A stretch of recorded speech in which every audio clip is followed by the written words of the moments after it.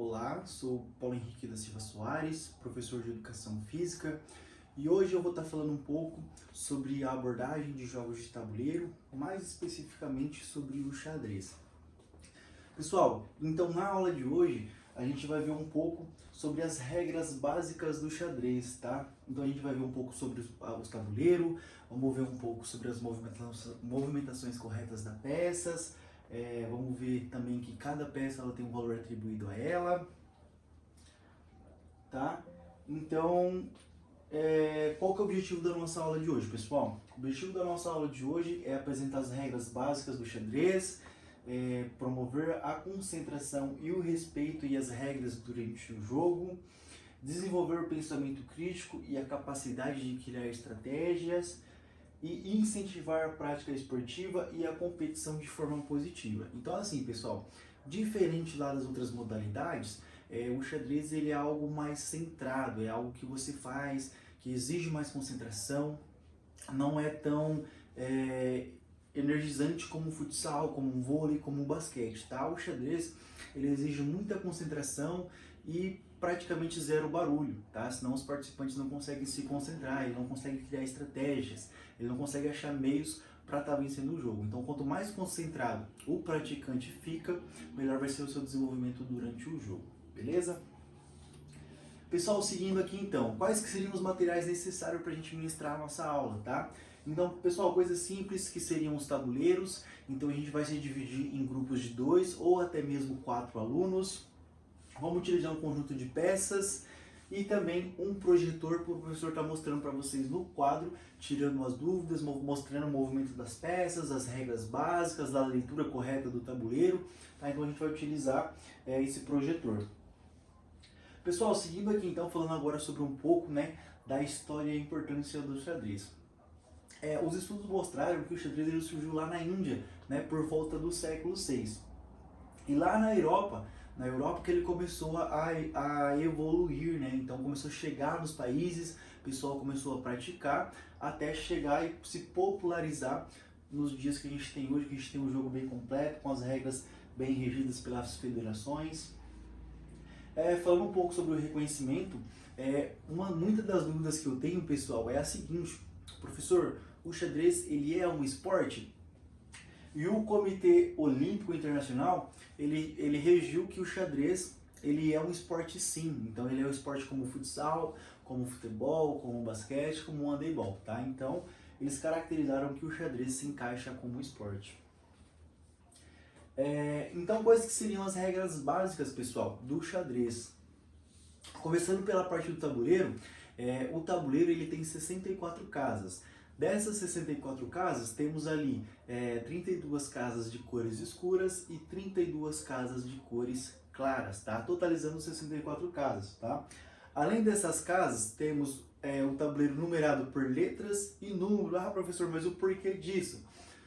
Pessoal, a gente tem as letras e os números para identificar o movimento das peças, tá? Então, em muitos dos campeonatos, a maior parte deles, exigem que os jogadores anotem os movimentos, tá? Então, ele vai lá, mexe um peão, ele tem que colocar lá qual que foi a casa que ele mexeu, obrigatoriamente ele tem que anotar esses lances, tá? Então, os números e as letras servem para a gente conseguir identificar quais os lances que foram feitos na partida.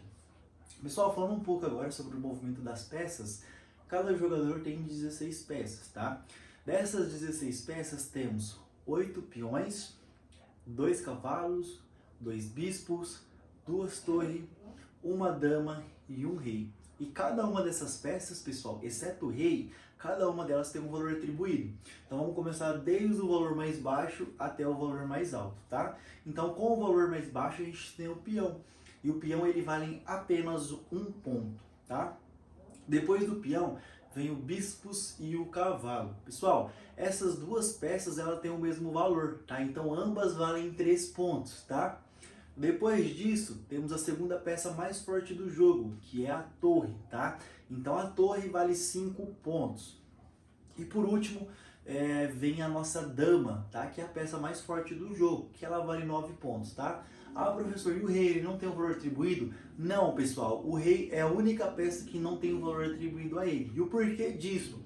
Porque o rei, pessoal, ele não pode ser capturado. Então por isso que ele não tem um valor atribuído a ele, ok? Então, como eu falei anteriormente, temos a rainha. Pessoal, a gente usa dois termos para se referir a ela. Rainha ou dama, tá? Vocês podem usar as duas nomenclaturas, tá? Então a rainha e a torre são as duas peças mais fortes do jogo. Falando um pouco agora sobre movimentos únicos e proteção do rei, pessoal, a gente tem um lance que se chama roque. Temos dois tipos de roque, o roque grande e o roque pequeno, tá? E qual que é a diferença dos dois? Um fica com uma casa a mais e um fica com uma casa a menos, tá? E o porquê que é feito o roque, pessoal? O roque é um sistema de defesa, tá? De forma que eu deixo o meu rei em segurança. Se o objetivo do jogo é dar checkmate no adversário, a gente tem alguns meios de proteger o nosso rei. Então a gente utiliza o roque para deixar o nosso rei em segurança, tá? Pessoal, uma observação aqui. O roque é o único lance que a gente acaba movimentando as duas peças de uma só vez. Então primeiro eu ando uma, duas casas com o meu rei e depois passo a torre ao lado dele. Então somente no roque eu mexo duas peças.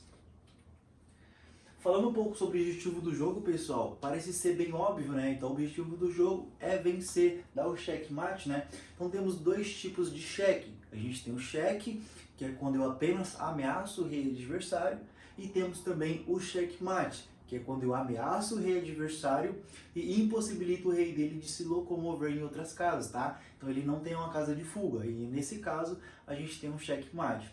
Pessoal, temos 4 tipos de formas de se perder um jogo no xadrez.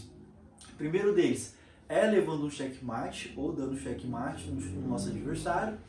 O segundo é perder por tempo. Então, muitos desses eventos, né, de xadrez, essas competições, elas são obrigatórias o uso de relógio, tá? Então, se o tempo do adversário acaba, aí eu ganho, por mais que eu tenha menos material que ele. Então, se o tempo dele acaba, ele acaba perdendo o jogo também.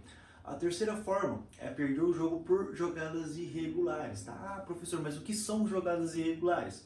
Pessoal, jogadas irregulares são jogadas que não podem ser feitas durante o jogo, tá? Vamos um exemplo prático disso. Eu tô aqui jogando com o Matheus, aí o Matheus vai lá e me dá um cheque. E ao invés de eu sair do cheque, eu vou lá e mexo, por exemplo, um cavalo. Isso é um lance irregular. Por quê?